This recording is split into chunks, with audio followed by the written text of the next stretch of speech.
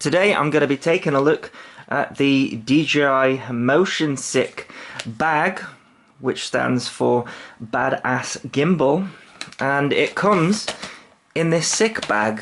For me, this is one of the most anticipated products of the year, because if you have been following my channel recently, I've been doing a lot of head tracking and pan and tilt on aeroplanes with the DJI FPV system.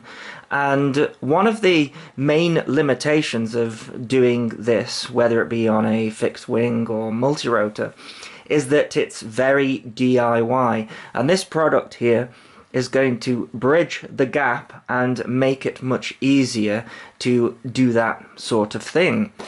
This is a pan and tilt gimbal for the DJI Air unit and also the Vista that is straight out of the box. It doesn't require any modifications at all. You get everything that you need, including the servos, and it's had a lot of design input into it to be specifically for that.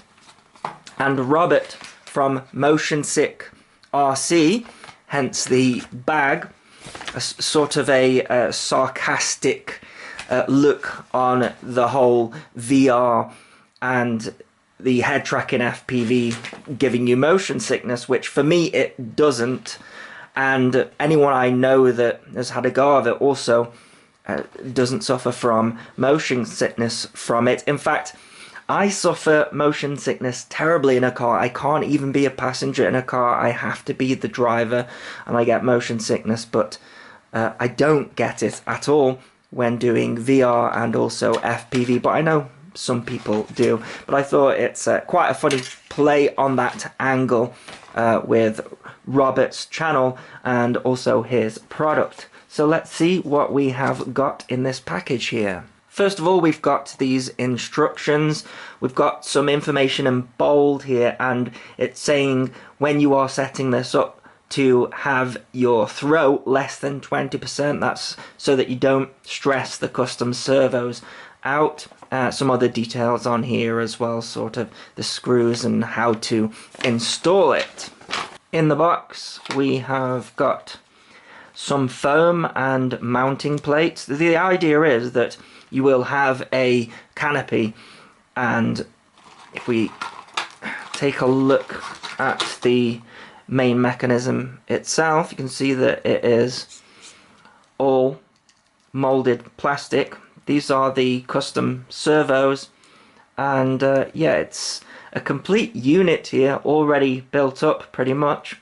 So that is going to sit on your canopy, and then from underneath you would screw it down. The DJI camera will fit in here. It's designed for the original DJI camera, which you can get now, so not too much of a problem there. You can see that every effort has been made so that we don't get any vibrations at all, and there is no play in this system whatsoever. As I say, the servos are included in the package, and they are custom servos, so 280 degrees on the pan, which is very important, so you can look all the way back to the tail of your model, or if you're putting it on a quadcopter, then the back end of your quadcopter. I think it'd be quite interesting to stick it on a quadcopter.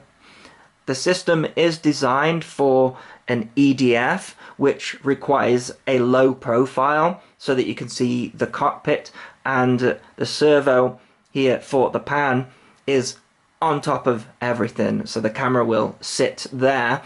What it does mean is that as it's not extended like some of the DIY pan and tilt systems that I've been making, it does mean that the camera won't reach over the side as much.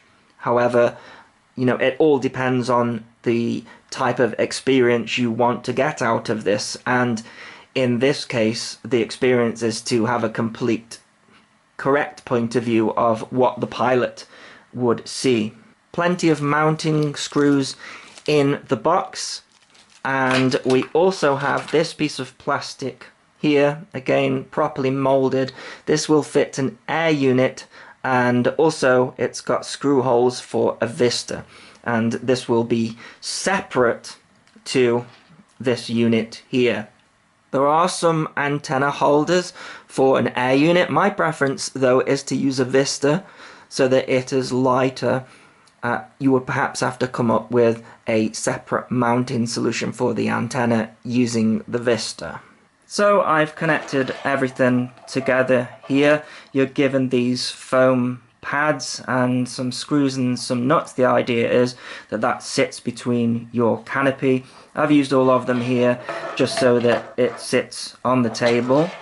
Then you are given this gear with an arrow on, and that is to line up with the arrow on the other side, and the screw for the DJI camera goes through this gear and through to the other side into the camera. You're given a longer screw for that, and then a single screw on the other side for the DJI camera, and you can put a screw on the top there if you like as well. I don't think you'll be able to use the Polar camera or the Nebula Pro camera because it relies on the screw being at the bottom there. And I've connected up the vista. You're given again the screws for 4 standoffs to go through to the vista and also the air unit as well, so you're not missing any part. I think the vista or air unit would have to sit very close or at the same level as the camera because otherwise there's not enough room for the cord. Of course you can get the cameras with a longer cord, but this is the original 12cm one. There is a nice sort of cable tie for the servo wire on the side.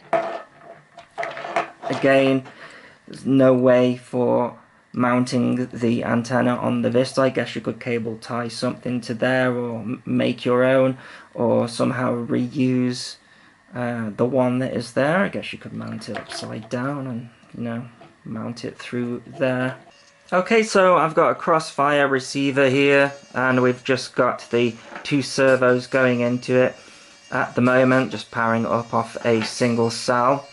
That is connected to my Taranis here, and if you remember earlier I told you about limiting the throw to 20%. It's actually just the tilt axis, but I've messed around with this, and on this particular transmitter the throw can go to 63% until it reaches the maximum.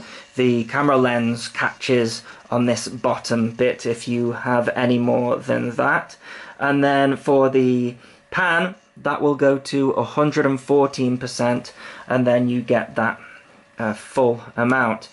So I'm using the wireless Bluetooth here to my wireless head tracker, and I've got it on a switch as well, so that centers it or turns it off. But if I press this button here, that will center the camera there, and then I'll probably have to hold it due to how short this cable is. But if I now pan around like that, that's how much pan you get, about 280 degrees. And then the up doesn't go fully up, and then it goes down quite a bit as well, so should be good for formation. I can't really remember a time where I needed full up. I do have more throw on the Hobby King gimbal that, you know, we sort of bodged, myself and Phil, but this is a much neater and smoother option, and I'm so glad that it's available to buy. So link in the description if you wish to get one now. And as always, thanks so much for watching. Please continue to subscribe. Cheers!